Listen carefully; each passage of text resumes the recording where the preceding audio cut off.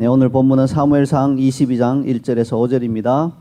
사무엘상 22장 1절에서 5절 제목은 하나님 내 마음이 원통할 때 어떻게 해야 하나요? God, what should I do when I am bitter in soul? 우리가 지난주에 이어서 하나님께 질문하는 그런 제목으로 이렇게 삼아 보았습니다. 우리 본문을 먼저 한 절씩 교독하도록 하겠습니다. 제가 1절 읽고 5절은 다 함께 읽도록 하겠습니다. 그러므로 다윗이 그곳을 떠나 아둘람 굴로 도망하며 그의 형제와 아버지의 온 집이 듣고 그리로 내려가서 그에게 이르렀고 환난당한 모든 자와 빚진 모든 자와 마음이 원통한 자가 다 그에게로 모였고 그는 그들의 우두머리가 되었는데 그와 함께한 자가 400명 가량이었더라. 다윗이 거기서 모압 미스베로 가서 모압 왕에게 이르되 하나님이 나를 위하여 어떻게 하실지를 내가 알기까지 나의 부모가 나와서 당신들과 함께 있게 하기를 청하나이다 하고 부모를 인도하여 모압 왕 앞에 나아갔더니 그들은 다윗이 요새에 있을 동안에 모압 왕과 함께 있었더라. 함께 읽겠습니다. 선지자 갓이 다윗에게 이르되 너는 이 요새에 있지 말고 떠나 유다 땅으로 들어가라. 다윗이 떠나 헤렛 수풀에 이르니라. 아멘. 자, 지난주를 기억하시죠? 지난주에 우리는 다윗이 가드 왕 아기스 앞에서 미친 채하에서 간신히 목숨을 부지한 것을 그 사건을 보았습니다. 생각해 보세요. 블레셋 장수 골리앗을 용맹하게 쳐 죽인 그 다윗이 이번에는 아비멜렉이라고 불리는 가드 왕 앞에서 또 그 신하들이 보는 앞에서 대문짝을 붙들고 그적거리고 침을 수염에 질질 흘리면서 아주 추한 모습을 보일 수밖에 없었습니다. 그리고 그 마음은 굉장히 비통했겠지요. 이렇게 하고 있는 동안 아마 그는 하나님께 기도했을 것입니다. 그러나 본질적으로 그것은 굉장히 비통한 상태예요. 비참한 상태입니다. 그런 상태를 다윗은 경험했습니다. 어쩌면 이것은 다윗의 일생 가운데 가장 비참했던 사건이다 이렇게 볼 수도 있겠습니다. 그러나 하나님의 경륜은요, 우리 좁은 생각으로는 도무지 다 이해할 수 없어요.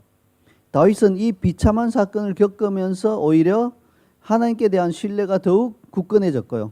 시편 34편이라는 아름다운 찬양시를 지어서 여호와 이름의 영광을 올려드렸습니다. 게다가 다윗이 그 비참한 가운데서도 끝까지 하나님을 신뢰하고 그 고난의 시간을 견뎌냈더니 하나님께서 그에게 이제는 사람들을 붙여주기 시작하세요. 그것이 바로 오늘 본문의 이야기입니다. 자, 그러면 애초에 하나님이 왜 다윗의 그토록 비참한 상황을 맞이하기 전에 왜 이제 사람을 좀 붙여주셔서 한 400명 정도가 주위에 둘러 있으면 보호도 되고 안전하니까 적극으로 망명하는 일은 없었을 거 아니에요. 애초에 좀 400명을 보내주셔서 이런 비참한 사건을 당하지 않도록 다윗의 인생에서는 오점이 되는 어쩌면 아주 치욕적인 그런 오점이 되는 사건이 일어나지 않도록 좀 막아주셨으면 좋았지 않을까 하는 생각을 우리가 가질 수 있겠습니다. 자, 근데요 사실은 정반대예요. 우리가 그런 생각을 가질 수는 있지만 하나님이 보시기에는 그 사건은 정반대인 것입니다. 뭡니까? 다윗이 가드 왕 아기스 앞에서 그와 같은 비참한 시간을 겪지 않았더라면 다윗은 하나님의 광대하심을 알지 못했을 것이고요. 뭐 알긴 알았지만 체득하지 못했을 것이죠. 와, 적국의 그 수도 한복판에서 왕 앞에서 미친 체 하고 있는 나를 그 광대하신 하나님이 보고 계시구나. 하나님의 그 능력은 이곳까지 미치고 있구나. 하나님께서 정말 미친 채 할 수밖에 없는 나를 위해서 그분의 천사들을 보내서 그들이 나를 둘러 진치고 건지시는구나 하는 것을 깨닫지 못했을 수도 있다는 것이죠. 그랬다면 하나님께서는요, 다윗에게 아직 준비가 안 됐기 때문에 사람을 보내지 못하고 유보할 수밖에 없었을 수도 있습니다. 그러므로 하나님 편에서 보면 그 시간은 다윗의 일생에서 비참한 오점으로 남는 시간이 아니라 다윗이 영적으로 더욱 성숙하는 사건이고 시간이고 비로소 다윗이 400명의 우두머리가 될 수 있는 그런 시간이었습니다. 그래서 그 비참함, 그 어려운 참담한 시간이 다윗에게 있어서는 굉장히 어려운 시간이었지만 또한 한편으로는 그가 성숙할 수 있는 좋은 계기가 되는 시간인 것입니다. 여러분도 마찬가지예요. 삶이 비참합니까? 바르게만 반응하고 하나님만 붙들고 있으면요, 오히려 그 시간이 여러분을 성숙시켜주는 귀한 시간이 될 수 있다는 것을 기억하시기 바랍니다. 그렇지만 하나님의 특별한 도우심이 함께하는 이런 비참함은 아무에게나 주어지는 특권이 아니에요. 다윗처럼 어느 정도 연단을 거치고 하나님의 사람이 되었을 때 비로소 애매하게 당하는, 자기 죄가 아닌 하나님의 경륜 안에서 당하는 이런 비참함이 우리 인생에 찾아오는 것입니다. 자, 그와 같은 시간을 위한 준비가 되지 않은 아직 연약한 그리스도인들은요, 하나님께서 그것을 허락하지 않으세요. 왜 그렇습니까? 아직 연약하고 아기 같은 그리스도인에게 아무 자기 죄도 아닌, 아무 자기 잘못도 아닌 것을 가지고 하나님의 경륜으로 그를 비참함 가운데 집어넣어 버리면 견디지 못하고 무너질 수 있기 때문에 그래요. 뭐 이것은 당연한 이치죠. 한 100kg쯤 되는 어떤 무거운 엿기가 있다고 합시다. 자, 이 엿기를 아주 건장한 청년, 그리고 평소에 운동하던 청년은 좀 힘들더라도 힘을 써서 들 수 있겠죠. 그러나 아기한테 뭐 한 10살 된 아이한테 이것을 지워버리면 그냥 깔려서 죽고 말아요. 그래서 긍휼과 자비가 많으신 하나님은 어린 그리스도인들에게는 이러한 비참한 사건을 허락하지 않으십니다.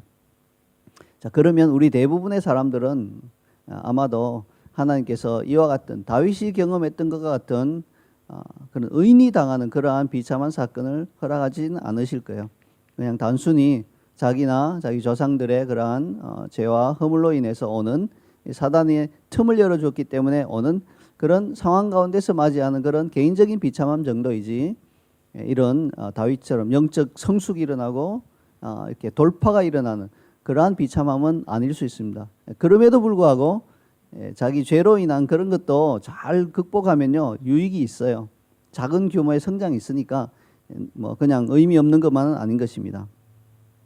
자, 이 비참한 시간을 잘 견뎌낸 다윗은 가드를 떠나 아둘람 굴로 도망했습니다. 그리고 하나님은 그에게 사람들을 보내주기 시작하셨습니다. 이제 하나님을 그 가드 적국 땅에서 깊이 만난 하나님을 더 깊이 만난 다윗은 왕이 될 준비를 이제 본격적으로 하기 시작한 것입니다. 시간이 온 것입니다. 하나님의 시간표가 이제 어느 정도 카운트다운이 이제 되기 시작하는 것입니다. 따라서 그에게는 이제 부하들이 필요합니다. 여러분, 왕이 뭐 혼자 왕이 될 수는 없잖아요. 그를 추종하고 따르는 무리들이 필요해요. 그래서 하나님은 이제 사람들을 보내주시게 됐는데요. 물론 다윗에게는 진작부터 부하들이 있었죠. 우리가 다윗이 사울에게서 군대 장관의 이렇게 직위를 받으면서 부하들이 많이 있었습니다. 하지만 그들은 사울이 붙여준 군사들입니다.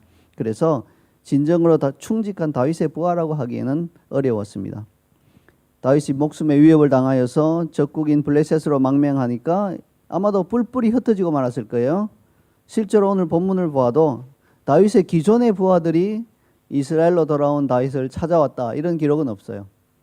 오히려 하나님은 완전히 다른 그룹의 사람들을 사용해서 다윗이 구상하는 하나님 나라 이스라엘의 핵심적인 인물이 되게 하십니다.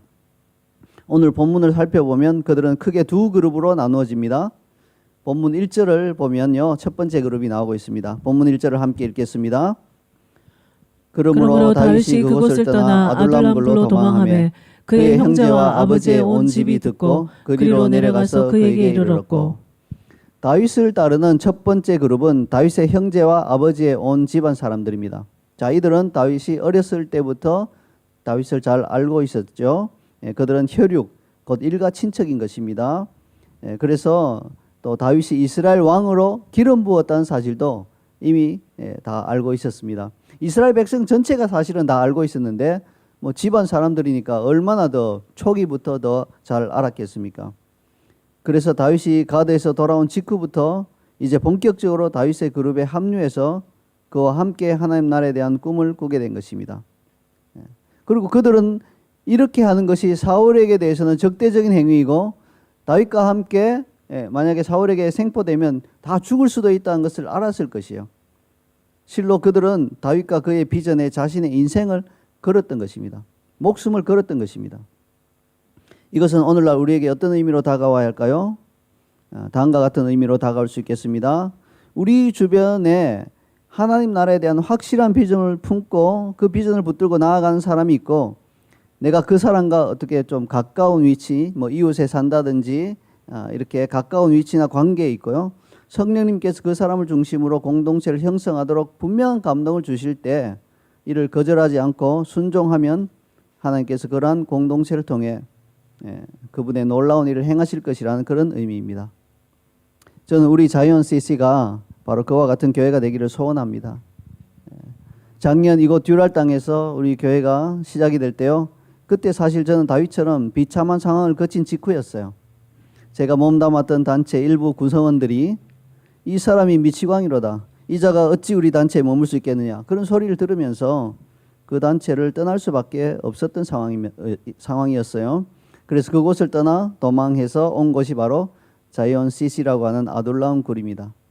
그런데 감사하게도 여러 해 동안 속사람 성장을 위한 삶을 함께 살아오면서 함께 영적인 훈련을 하며 영적인 가족으로 함께 지내온 바로 여러분들 세 가정이 이 하나님의 비전에 동참하여서 창립 멤버로 다 같이 교회를 섬기게 이끌어 주셨습니다. 이것이 바로 다윗의 형제와 아버지의 온 집이 아둘람 굴에 도망해온 다윗에게 나온 것과 같은 모습이죠. 영적인 의미에서 그렇다는 것입니다. 여기 계신 우리 세 가정은요. 영적 의미에서 저희 형제이자 제 아버지의 온 집에 속한 분들입니다. 다윗과 그와 함께한 사람들처럼 장차 우리가 한 마음이 되어서 힘을 합쳐서 예루살렘 성을 쌓을 그런 사람들입니다. 그 시온 성을 건설할 귀한 분들인 것입니다. 저의 영어 이름이 데이빗이에요. 즉 다윗이죠. 지지난주에 소개해드린 것처럼 저의 청년 시절 멘토인 미국 선교사 윌리엄 그랍이라고 하는 선교사님이 제게 붙여주신 이름이에요. 저를 보시더니 원준 그때는 이제 우리말 이제 그때는 아직 이름이 없어서 영어 이름이 없었으니까 영어 이름이 있느냐는 거예요. 없습니다. 그러니까 데이빗이 좋겠다고 다윗이라는 이름을 주셨어요. 근데 한동안 솔직히 저는 그 이름이 별로 마음에 들지 않았어요. 왜 그 이름이 마음에 들지 않았을까요?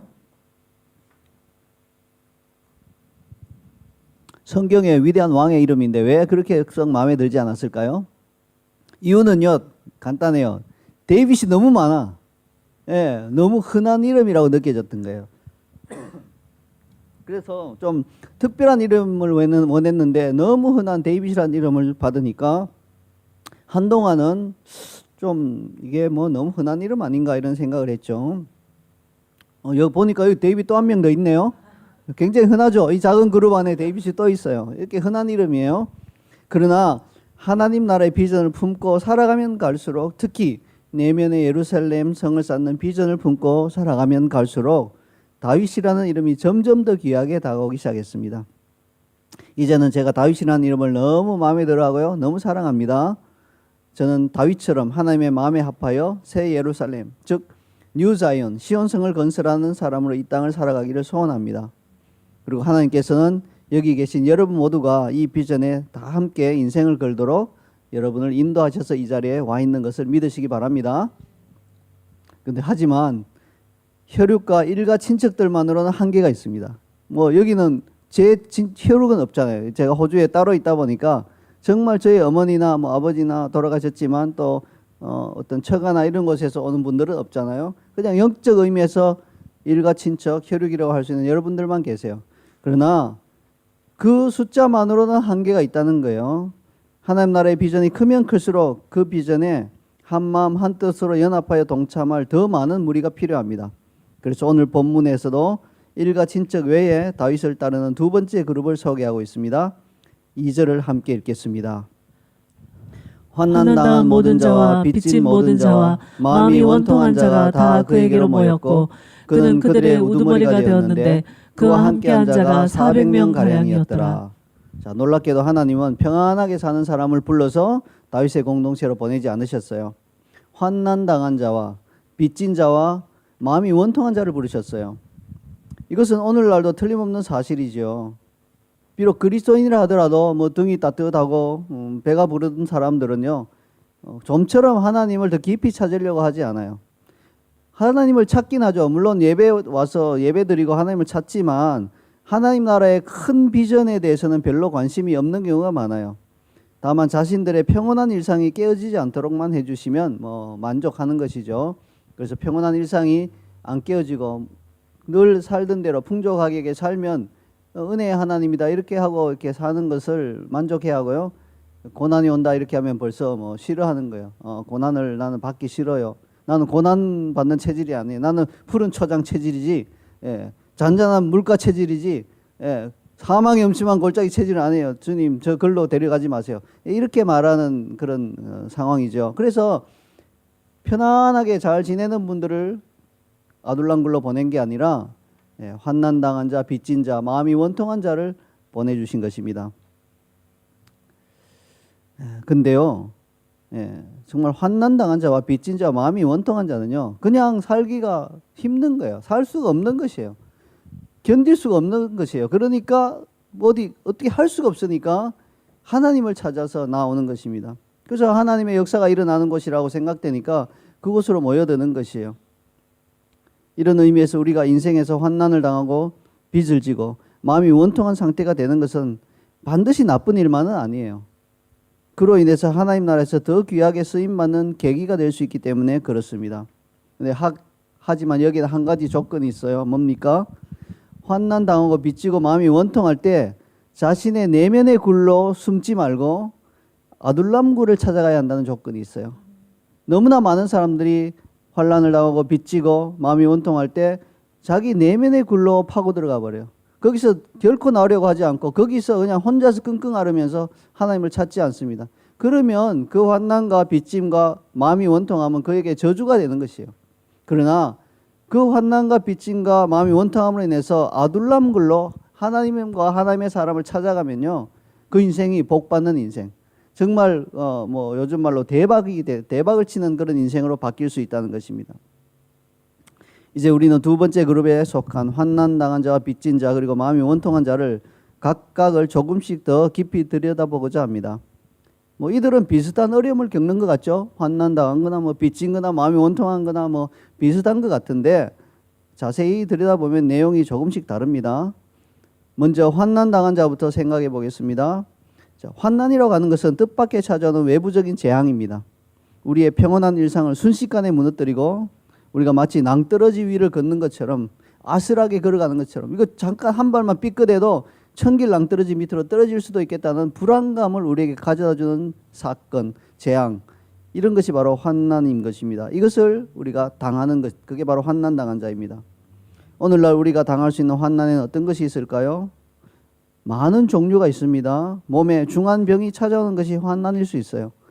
이거 뭐 죽을 것 같은 느낌이 들잖아요. 이게 뭐 가벼운 병이면 그냥 이렇게 쉽게 이렇게 할 수 있는데 무거운 중한 병이면 장래를 알 수 없자 미래를 알 수 없으니까 죽을 것 같은 느낌이 들면서 이게 환난일 수 있습니다. 사랑하는 사람이 먼저 세상을 떠나는 것 역시 굉장한 환난이겠죠. 뭐 엄청난 충격과 함께 그건 환난인 것이죠. 저도 지난주에 손님들을 모시고 이제 바닷가에 갔는데 키야마라는 곳에 가서 이렇게 파도가 치는 곳에 갔다가요.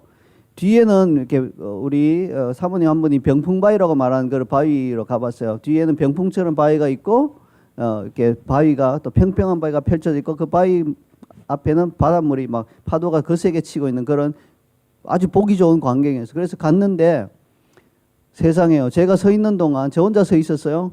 병풍바위 뒤에서 집채만한 파도가 넘어올 줄은 몰랐어요. 절대 그리로는 파도가 안 넘어올 것이라고 생각했는데 넘어왔어요. 그래서 그냥 뭐 완전히 그 파도 속에 휩쓸려서 3바퀴 정도 굴렀는데 다행히 바다로 빠지진 않았어요. 바위 끝에서 이제 멈췄기 때문에 완전히 뭐 물에 젖은 생쥐가 돼서 나왔죠. 바다에 빠졌으면 뭐 어떻게 됐겠어요. 함께 갔던 장로님이 그러더라고요. 빠졌으면 저는 절대로 안 뛰어들었을 겁니다. 이렇게. 예. 전혀 위로가 안 되는데, 예. 좀 안 뛰어들 값이라도 빠졌으면 막 제가 뛰어들었을 겁니다 하면 점수 따실 수 있는데 너무 솔직하시더라고요. 그 파도를 보니까 저는 절대 안 뛰어들 것 같더라고요. 뭐 그렇게 이야기하시더라고요. 예. 사랑하는 사람이 이렇게 갑자기 허망하게 가버린다. 그건 환난인 것이죠. 이혼을 한다. 이것도 굉장한 큰 환난일 수 있어요.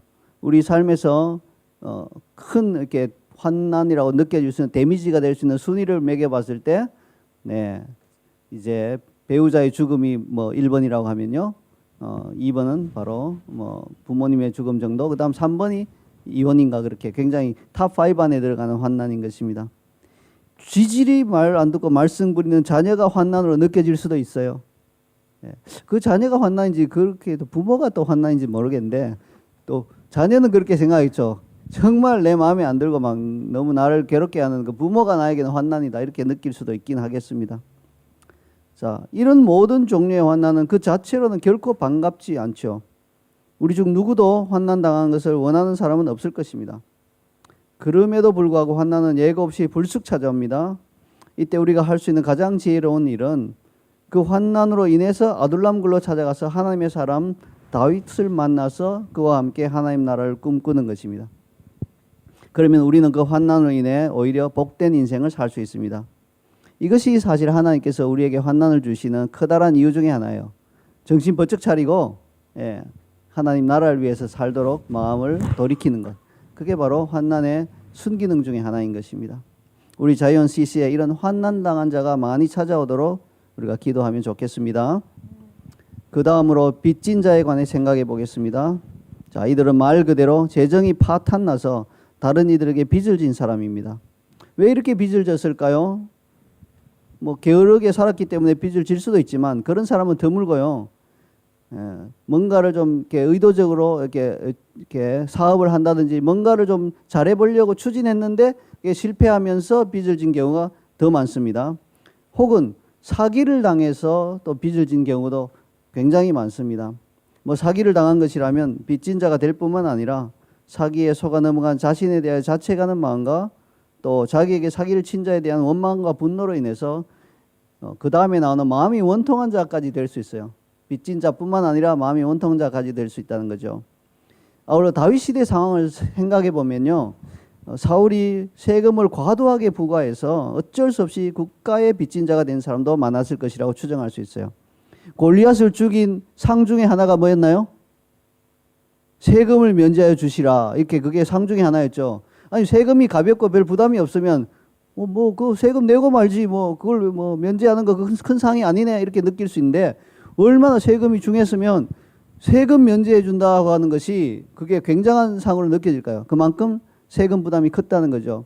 이렇게 세금을 터무니없이 이렇게 징수해 버리면 국가에 다 빼앗겨 버리고 오히려 세금 낼 돈이 없어서 국가에서 계속해서 압박을 가할 때 빚진 자가 되는 것입니다.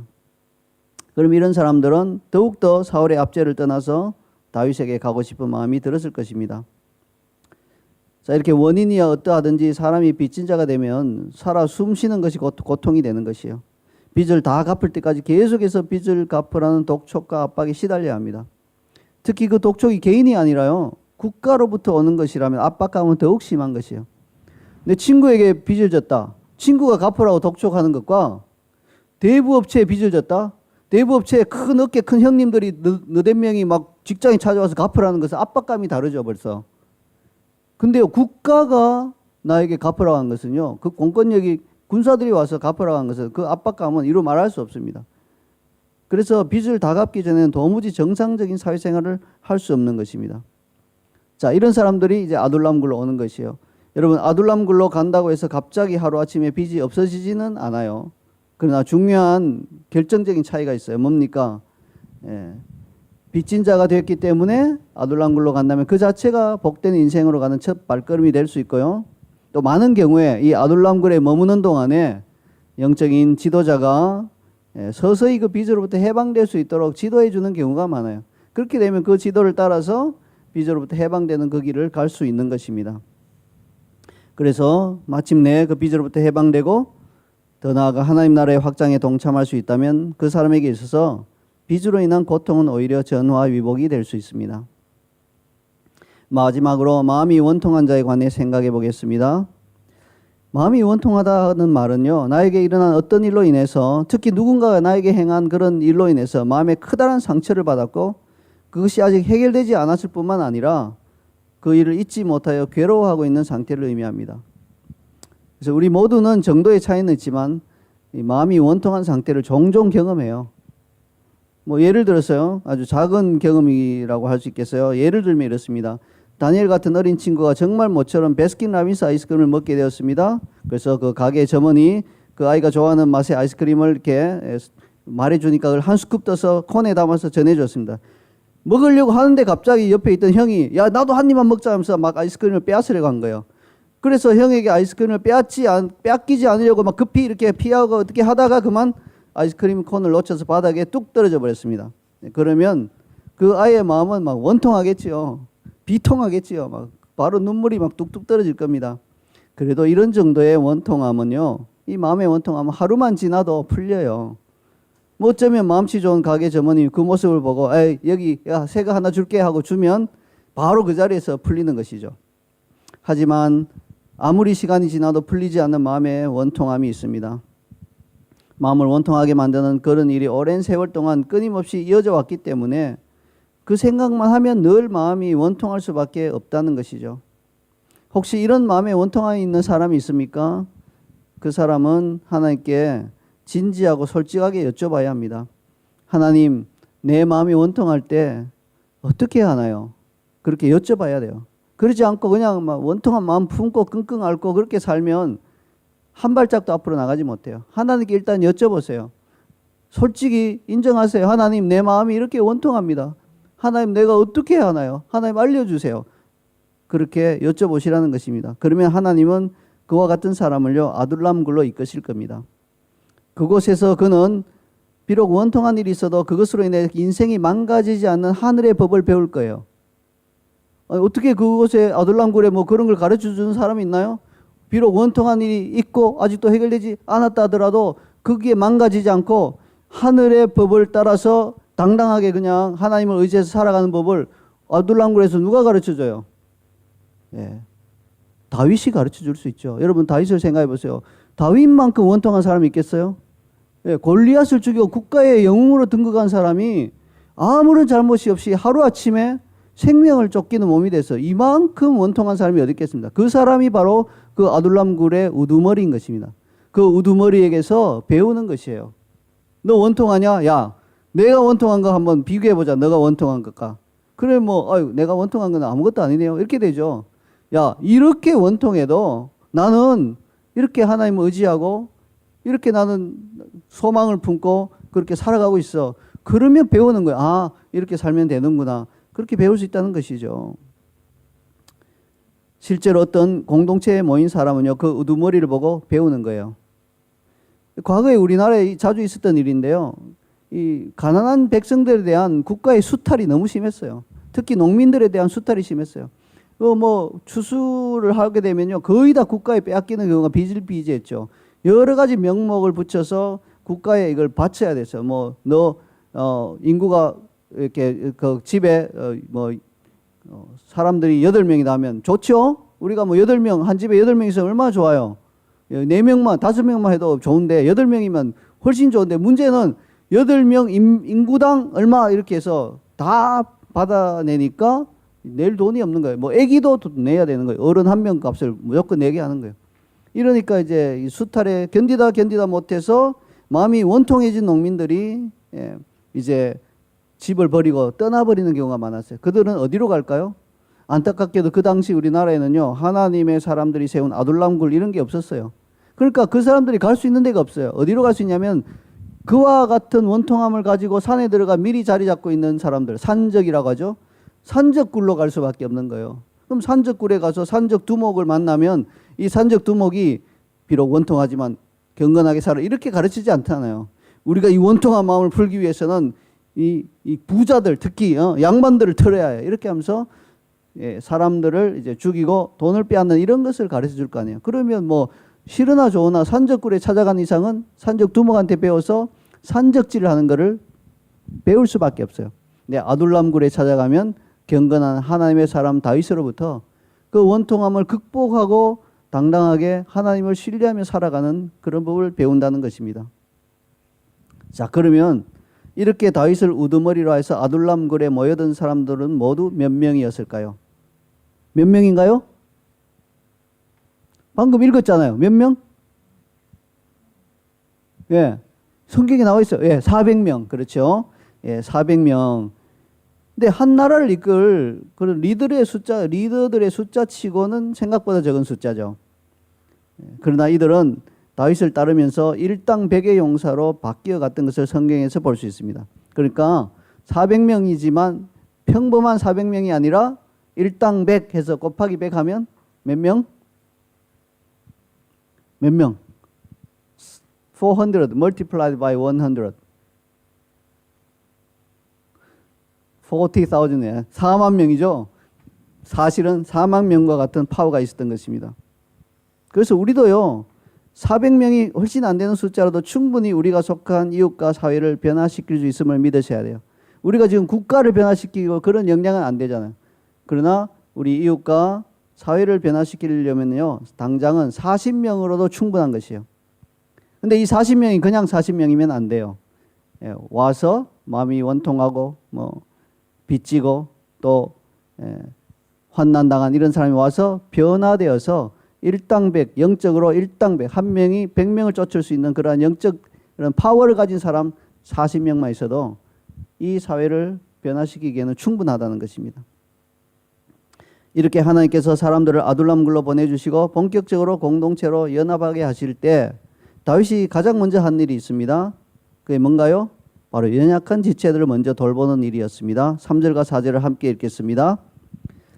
다윗이 거기서 모압 미스베로 가서 모압 왕에게 이르되 하나님이 나를 위하여 어떻게 하실지를 내가 알기까지 나의 부모가 나와서 당신들과 함께 있게 하기를 청하나이다 하고 부모를 인도하여 모압 왕 앞에 나아갔더니 그들은 다윗이 요새에 있을 동안에 모압 왕과 함께 있었더라. 다윗 위로 형들이 몇 명이나 있었어요? 성경을 보니까 7명의 형들이 있었죠. 그래서 다윗은 8형제 중에 막내였어요. 자, 그렇다면 다윗의 부모는 나이가 많은 것이죠. 이 다윗이 이미 골리앗을 죽이고 이렇게 도망 다닐 때, 장군이 되어 도망 다닐 때가 벌써 20대 이렇게 됐을 텐데, 그 8형제 중에 막내라 말은 1년에 한 명 낳기가 쉽지 않잖아요.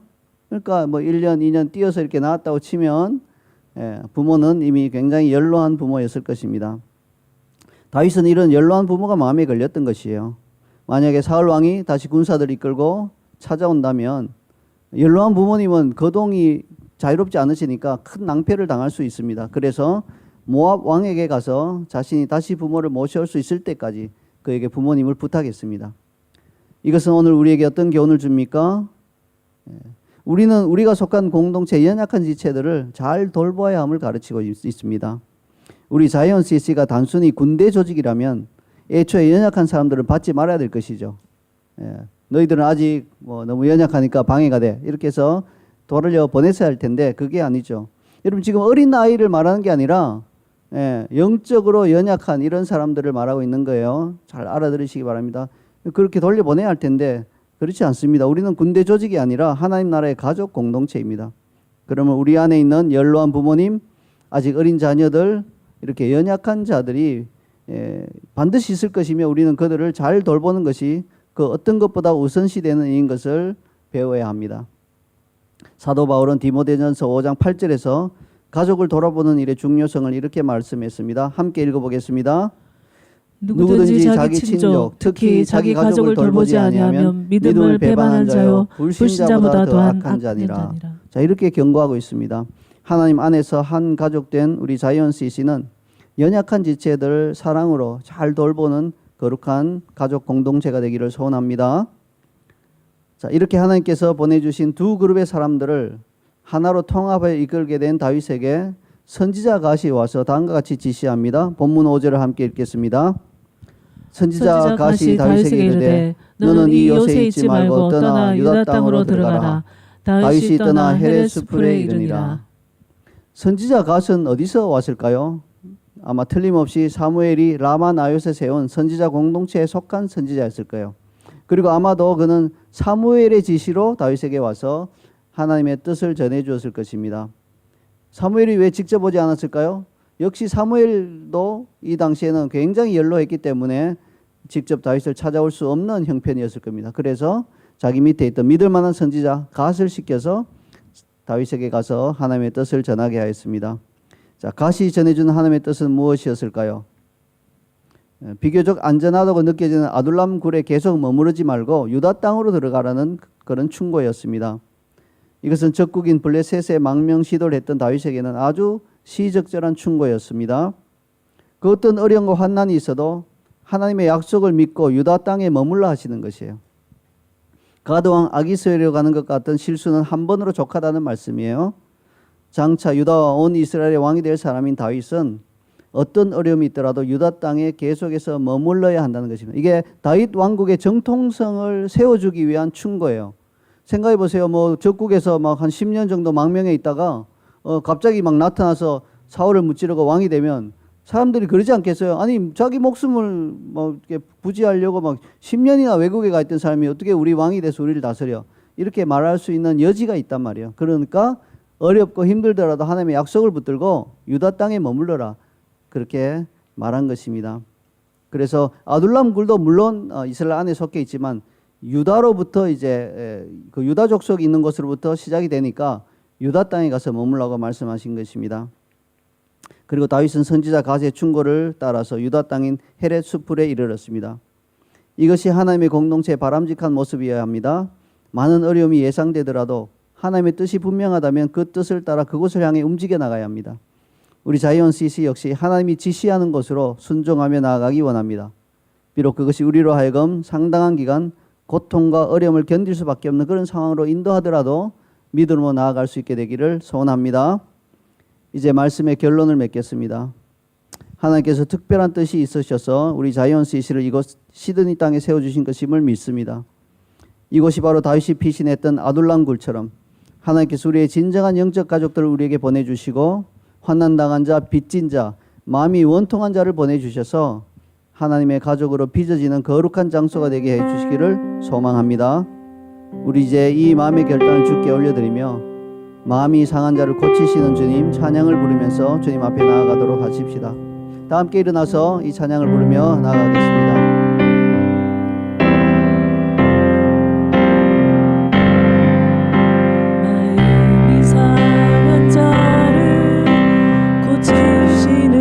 하늘의 아버지 날 충만하소서. 하늘의 아버지 날 충만하소서. 주의 길로 인도하사 자유케 하소서. 주의 길로 인도하사 자유케 하소서. 새 일을 행하사 부흥케 하소서. 새 일을 행하사 부흥케 하소서. 목이 마르니 성령의 기름을 부으소서. 의의 주님이고 목이 마르니 성령의 기름을 부으소서. 의의 주님이고 목이 마르니 내 잔을 채워주소서. 내 잔을 채워주소서. 성령으로 채우사 주 보게 하소서. 성령으로 채우사 주 보게 주의 임재 속에 하소서. 은혜 알게 하소서. 주의 임재 속에 은혜 알게 주 뜻대로 하소서. 살아가는 세상 끝날까지 주 뜻대로 살아가는 세상 나를 끝날까지 빚으시고 새날 열어주소서. 나를 빚으시고 새날 열어주소서. 의의 줄고 목이 마르니 의의 주이고 목이 마르니 성령의 기름 부으소서. 의의 주이고 목이 마르니 내 잔을 채워주소서. 네, 우리 이 시간 한번 자리에 앉으시고요. 우리 화면을 보시면서 한번 기도하기 원합니다. 그렇습니다. 우리가 아둘람굴에 가서 하나님을 만날 때 비록 우리가 정말 환난을 당했을 수도 있고 빚져 있을 수도 있고 마음이 원통할 수도 있지만 하나님 그런 것들이 오히려 우리를 아둘람굴로 인도하는 것임을 알고 하나님께 그 상황과 형편을 허락하신 하나님께 감사하는 우리가 되기를 소원합니다. 그리고 그곳에 갔을 때 우리에게 성령으로 채워서 주님을 보게 하실 것입니다. 그리고 그 주의 임재가 있는 그곳에 은혜를 알게 하여 주실 것입니다. 그러면 우리는 이제는 과거의 그런 모든 삶의 습관들을 버리고 주 뜻대로 세상 끝날까지 살아갈 수 있을 것입니다. 나를 빚으시고 우리에게 이 새 날을 열어주시도록 우리 한번 결단하며 기도하며 나가도록 하겠습니다.